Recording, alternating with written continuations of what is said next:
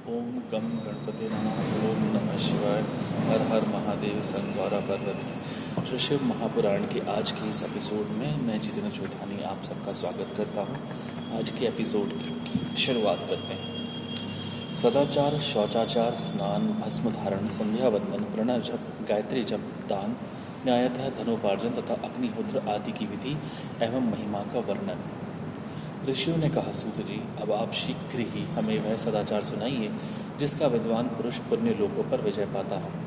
स्वर्ग प्रदान करने वाले धर्म में आचार तथा नरक का कष्ट देने वाले अधर्म में आचारों का भी वर्णन कीजिए। सूत जी बोले, सदाचार का पालन करने वाला विद्वान ब्राह्मण ही वास्तव में ब्राह्मण नाम धारण करने का अधिकारी है। जो केवल वेदोक्त आचार का पालन करने वाला एवं वेद का अभ्यासी है, उस ब्राह्मण की विप्र संज्ञा होती है। सदाचार, वेदाचार तथा विद्या, इनमें से एक एक गुण से ही युक्त होने पर उसे द्विज कहते हैं। जिसमें स्वल्प मात्र में ही आचार का पालन देखा जाता है, जिसने वेदाध्ययन भी बहुत कम किया है तथा जो राजा का सेवक, पुरोहित, मंत्री आदि है, उसे क्षत्रिय ब्राह्मण कहते हैं।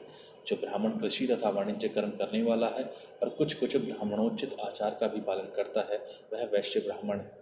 तथा जो स्वयं ही खेत जोतता, हल चलाता है, उसे शूद्र ब्राह्मण कहा गया है। जो दूसरों के दोष देखने वाला और परद्रोही है, उसे चंडाल द्विज कहते हैं। इसी तरह क्षत्रियों में भी जो पृथ्वी का पालन करता है, वह राजा है। दूसरे लोग राजत्वहीन क्षत्रिय माने गए हैं। वैश्यों में भी जो धान्य आदि वस्तुओं का क्रय विक्रय करता है, वह वैश्य कहलाता है। दूसरों को वाणिक कहते हैं। जो ब्राह्मणों, क्षत्रियों तथा वैश्यों की सेवा में लगे रहता है, वही वास्तव में शूद्र कहलाता है। जो शूद्र हल जोतने का काम करता है, उसे वृषल समझना चाहिए। सेवा, शिल्प और कर्षण से भिन्न वृत्ति का आश्रय लेने वाले शूद्र दस्यु कहलाते हैं। इन सभी वर्णों के मनुष्यों को चाहिए कि वे ब्रह्म मुहूर्त में उठकर पूर्वाभिमुख हो सबसे पहले देवताओं का, धर्म का, अर्थ का, उसकी प्राप्ति के लिए उठाए जाने वाले क्लेशों का तथा आय और व्यय का भी चिंतन करें। रात के पिछले पहर को उषः काल जानना चाहिए। उस अंतिम पहर का जो आधा या मध्य भाग है, उसे संधि कहते हैं। उस संधि काल में उठकर द्विज को मलमूत्र आदि का त्याग करना चाहिए। घर से दूर जाकर बाहर से अपने शरीर को ढके रखकर दिन में उत्तराभिमुख बैठकर मलमूत्र का त्याग करें। यदि उत्तराभिमुख बैठने में कोई रुकावट हो तो दूसरी दिशा की ओर मुख करके बैठें। जल, अग्नि, ब्राह्मण आदि तथा देवताओं का सामना बचाकर बैठें।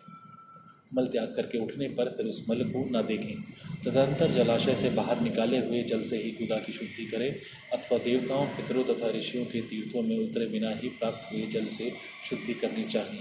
गुदा में 7, 5 या 3 बार मिट्टी लगाकर उसे धोकर शुद्ध करें। लिंग में ककोड़े के फल के बराबर मिट्टी लेकर लगाएं और उसे धो दें, परंतु गुदा में लगाने के लिए एक पसर मिट्टी की ही आवश्यकता होती है। लिंग और गुदा की शुद्धि के पश्चात उठकर अन्यत्र जाए और हाथ पैरों की शुद्धि करके 8 बार कुल्ला करें। जिस किसी वृक्ष के पत्ते से अथवा उसके पत्तल से काष्ठ के जल के बाहर तुरंत करना चाहिए, उस समय तर्जनी अंगुली का उपयोग न करें। यह दर्द शुद्धि का विधान बताया गया है। तदनंतर जल संबंधी देवताओं को नमस्कार करके मंत्र पाठ करते हुए जलाशय में स्नान करें।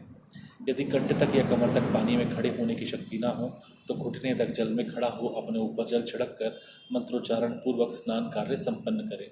विद्वान पुरुष को चाहिए कि वहाँ तीर्थ जल से देवता आदि का स्नानांग तर्पण भी करें। इसके बाद धौत वस्त्र लेकर 5 कच्च करके उसे धारण करें। साथ ही कोई उत्तरीय भी धारण कर लें, क्योंकि संध्या वंदन आदि सभी कर्मों में उसकी आवश्यकता होती है। नदी आदि तीर्थों में स्नान करने पर स्नान संबंधी उतारे हुए वस्त्रों को वहाँ न धोएं।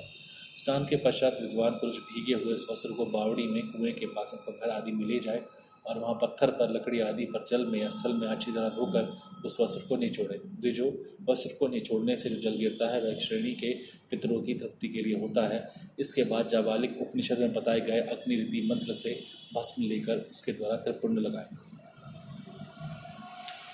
जाबालिक उपनिषद में भस्म धारण की विधि इस प्रकार कही गई है। ओम अग्निरिति भस्म, वायुरिति भस्म, व्योमेति भस्म, जलपिति भस्म, तथस्मति भस्म। इस मंत्र से भस्म को अभिमंत्रित करें। इस विधि का पालन ना किया जाए तो इसके पूर्व ही यदि जल में भस्म गिर जाए तो गिराने वाला नरक में जाता है। आप ओहिष्ठा इत्यादि मंत्र से पाप शांति के लिए सिर पर जल छिड़के तथा धस्य दक्षाय इस मंत्र को पढ़कर पैर पर जल छिड़के। इसे संधि प्रोक्षण कहते हैं। आप ओहिष्ठा इत्यादि मंत्र में 3 ऋचाएँ हैं और प्रत्येक ऋचा में गायत्री छंद के 3-3 चरण हैं। इनमें से प्रथम ऋचा के 3 चरणों का पाठ करते हुए क्रमशः पैर, मस्तक और हृदय में जल छिड़कें। दूसरी ऋचा के 3 चरणों को पढ़कर क्रमशः मस्तक, हृदय और पैर में जल छिड़कें तथा तीसरी ऋचा के 3 चरणों का पाठ करते हुए क्रमशः हृदय, पैर और मस्तक का जल से प्रोक्षण करें।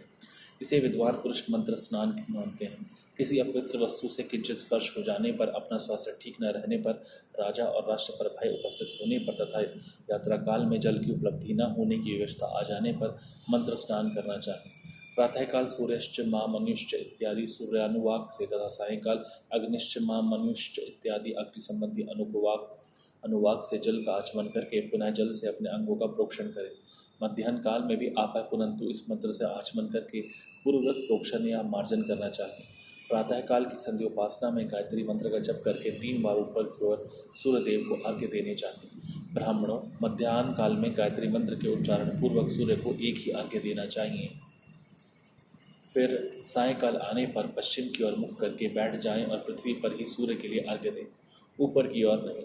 प्रातःकाल और मध्याह्न के समय अंजलि में अर्घ्य जल लेकर उंगलियों की ओर से सूर्यदेव के लिए अर्घ्य दें। फिर उंगलियों के छिद्र से ढलते हुए सूर्य को देखें तथा उनके लिए स्वतः प्रदक्षिणा करके शुद्ध आचमन करें। सायंकाल से सूर्यास्त से 2 घड़ी पहले की हुई संध्या निष्फल होती है, क्योंकि वह साय संध्या का समय नहीं है। ठीक समय पर संध्या करनी चाहिए, ऐसी शास्त्र की आज्ञा है। यदि संध्योपासना किए बिना दिन बीत जाए तो प्रत्येक समय के लिए क्रमशः प्रायश्चित करना चाहिए। यदि एक दिन बीते तो प्रत्येक बीते हुए संध्या काल के लिए नित्य नियम के अतिरिक्त 100 गायत्री मंत्र का अधिक जप करें। यदि नित्य कर्म के लुप्त हुए 10 दिन से अधिक बीत गए तो उसके प्रायश्चित स्वरूप में 1 लाख गायत्री का जप करना चाहिए। यदि 1 मास तक नित्य कर्म छूट जाए तो पुनः अपना उपनयन संस्कार कराएं। अर्थ सिद्धि के लिए ईश, गौरी, कार्तिकेय, विष्णु, ब्रह्मा, चंद्रमा और यम का तथा ऐसे ही अन्य देवताओं का भी शुद्ध जल से तर्पण करें। फिर तर्पण कर्म को ब्रह्मार्पण करके शुद्ध आचमन करें।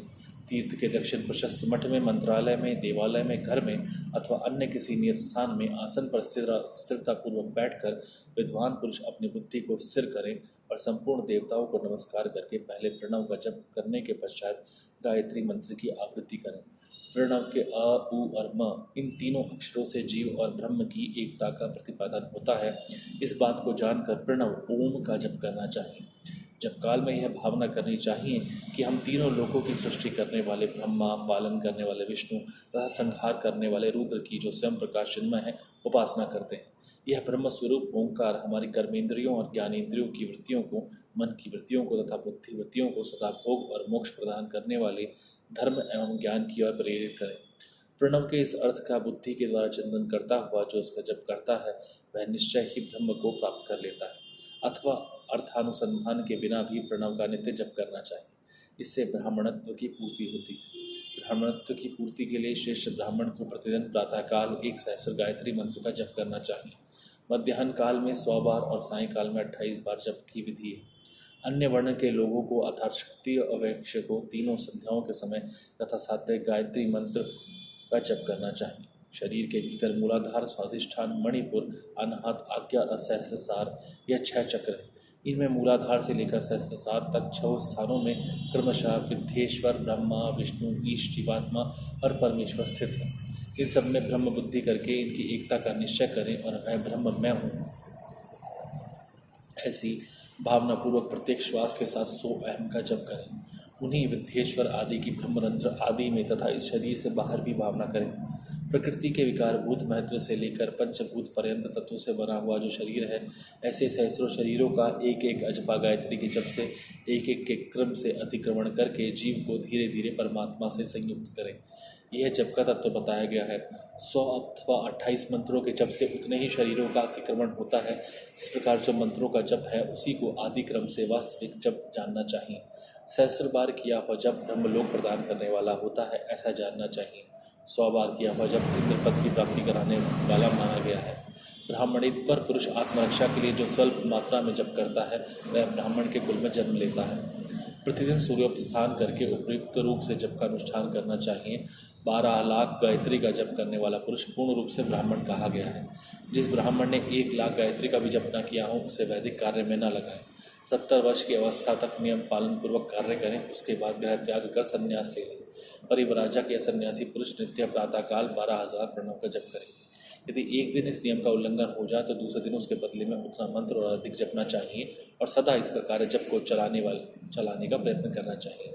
यदि क्रमशः 1 मास आदि का उल्लंघन हो गया तो 1.5 लाख जप करके उसका प्रायश्चित करना चाहिए। उससे अधिक समय तक नियम का उल्लंघन हो जाए तो पुनः नए सिरे से गुरु से नियम ग्रहण करें। ऐसा करने से दोषों की शांति होती है, अन्यथा पैर और नरक में जाता है। जो सकाम भावना से युक्त गृहस्थ ब्राह्मण है उसी को धर्म तथा अर्थ के लिए यत्न करना चाहिए। मुमुक्ष ब्राह्मण को तो सदा जानकर ही अभ्यास करना चाहिए। धर्म से अर्थ की प्राप्ति होती है, अर्थ से भोग सुलभ होता है, फिर उस भोग से वैराग्य की संभावना होती है। धर्म पूर्वक उपार्जित धन से जो भोग प्राप्त होता है उससे एक दिन अवश्य वैराग्य का उदय होता है। धर्म के विपरीत अधर्म से उपार्जित हुए धन के द्वारा जो भोग प्राप्त होता है उससे भोगों के प्रति आसक्ति उत्पन्न होती है। मनुष्य धर्म से धन पाता है, तपस्या से उसे दिव्य रूप की प्राप्ति होती है, कामनाओं का त्याग करने वाले पुरुष के अंतःकरण की शुद्धि होती है, उस शुद्धि से ज्ञान का उदय होता है, इसमें संशय नहीं। सतयुग आदि में तप को ही प्रशस्त कहा गया है, किंतु कलयुग में द्रव्य साध्य धर्म दान आदि अच्छा माना गया है। सतयुग में ध्यान से, त्रेता में तपस्या से और द्वापर में यज्ञ करने से ज्ञान की सिद्धि होती है, परंतु कलयुग में प्रतिमा भगवत विग्रह की पूजा से ज्ञान लाभ होता है। अधर्म हिंसा दुख रूप है और धर्म सुख रूप है। अधर्म से मनुष्य दुख पाता है और धर्म से वह सुख एवं अभ्युदय का भागी होता है। दुराचार से दुख प्राप्त होता है और सदाचार से सुख। अतः भोग और मोक्ष की सिद्धि के लिए धर्म का उपार्जन करना चाहिए। जिससे घर में कम से कम 4 मनुष्य हैं, ऐसे कुटुंबी ब्राह्मण को जो 100 वर्षों के लिए जीविका जीवन निर्वाह की सामग्री देता है, उसके लिए वह दान ब्रह्मलोक की प्राप्ति कराने वाला होता है। एक सहस्र चांद्रायण व्रत का अनुष्ठान ब्रह्मलोकदायक माना गया है। जो क्षत्रिय एक सहस्र कुटुंब को जीविका और आवास देता है उसका वह कर्म इंद्रलोक की प्राप्ति कराने वाला होता है। 10,000 कुटुंबों को दिया हुआ आश्रय दान ब्रह्मलोक प्रदान कराता है। दाता पुरुष जिस देवताओं को सामने रखकर दान करता है, अर्थात वह दान के द्वारा जिस देवता को प्रसन्न करना चाहता है उसी का लोग उसे प्राप्त होता है। यह बात वेदवेत्ता पुरुष अच्छी तरह जानते हैं। धनहीन पुरुष सदा तपस्या का उपार्जन करे, क्योंकि तपस्या और तीर्थ सेवन से अक्षय सुख पाकर मनुष्य उसका उपभोग करता है। अब मैं न्यायतः धन के उपार्जन की विधि बता रहा हूँ। ब्राह्मण को चाहिए कि वे सदा सावधान रहकर विशुद्ध प्रतिग्रह दान ग्रहण करें तथा याचन यज्ञ कराने आदि से धन का अर्जन करें। वह इसके लिए कहीं दीनता न दिखाएं और न अत्यंत क्लेशदायक कर्म करें। क्षत्रिय बाहुबल से धन का उपार्जन करें और वैश्य कृषि एवं गोरक्षा से। न्यायोपार्जित धन का दान करने से दाताओं को ज्ञान की सिद्धि प्राप्त होती है। ज्ञान सिद्धि द्वारा सब पुरुषों को गुरु कृपा मोक्ष सिद्धि सुलभ होती है।